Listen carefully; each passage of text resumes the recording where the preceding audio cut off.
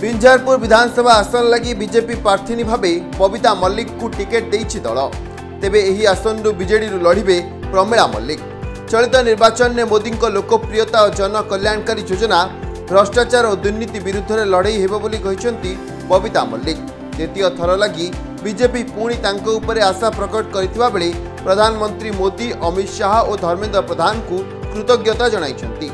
यासह चलित निर्वाचन में बिंझारपुर रे बीजेपी जितिबो बोली मध्य कहिसेंती बबिता मल्लिक। निश्चित तो खुशी ये जो अपेक्षार फल बहुत मिठा जे आम कर्मी माने तार उठे सारे फायदा आसिकी समस्ते बाण फाण फुटेकी फुल फुल देकी गले। प्रथमे मु धन्यवाद देवी आमर केंद्रीय जी अच्छा अध्यक्ष राष्ट्रीय अध्यक्ष जेपी नड्डा महोदय, अमित शाह महोदय, धर्मेंद्र प्रधान महोदय, राज्य सभापति मनमोहन सामल महोदय, जिला सभापति गौतम राय महोदय को मु कृतज्ञता जनाऊँगी आउ शुभेच्छा भी जनाऊँगी, धन्यवाद दूची जे मते द्वितीय थर मो ऊपर आस्था प्रकट करिकी पुणी बिंझारपुर टिकेट देइथिबारु मु आउ थरे धन्यवाद जनाऊँगी। जे कौन रही मैडम देखो आप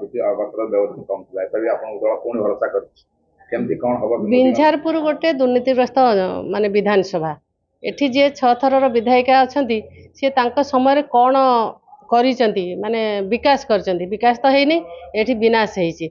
एठी दुर्नीति कहिले डाली दुर्नीति बाली दुर्नीति बाली बेले बाली माफियांकर मर्डर भी होछि। मर्डर हेछि ए पर्यंत माने कोर्ट रे केस अछि। एटा गोटे कथा साधारण लोक जो देखिबे एठी प्रधानमंत्री आवास रे साधारण गरीब लोक घर पाउनांती एठी तांकर एक्स सरपंच नहीं गले घर लोकंकर पैसा उठेकी ये गोटे इश्यू जो पैसाटा पुणी फेरस्त होइके आसिला। द्वितीय रे नरेगा रे जो दुर्नीति हैला हरलुट कले राजस्व को सी होची जे आमरी बिंझारपुर हैला सेतले कुआडे गले प्रमिला मल्लिक कुआडे जाइथिले आ जदी आकु जदी विकास को हबो ताले एथे लाभ कोन किछि लाभ नै। तेणु एबे जो प्रधानमंत्री जो जन कल्याणकारी योजना मोदी लहर देश सारा चली मोदी लहर मोदी विकासमूलक कार्यक्रम को आम पाथ्य करिकी आम आगामी निर्वाचन लड़िबू।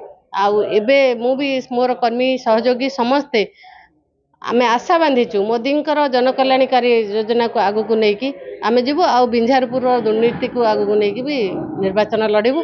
आउ 100% आम कहूँ जितबू एथर साधारण लोक चाहूँगी मोदी मोदी मोदी। जाजपुर कृष्ण नायकों रिपोर्ट खबर ओडिशा।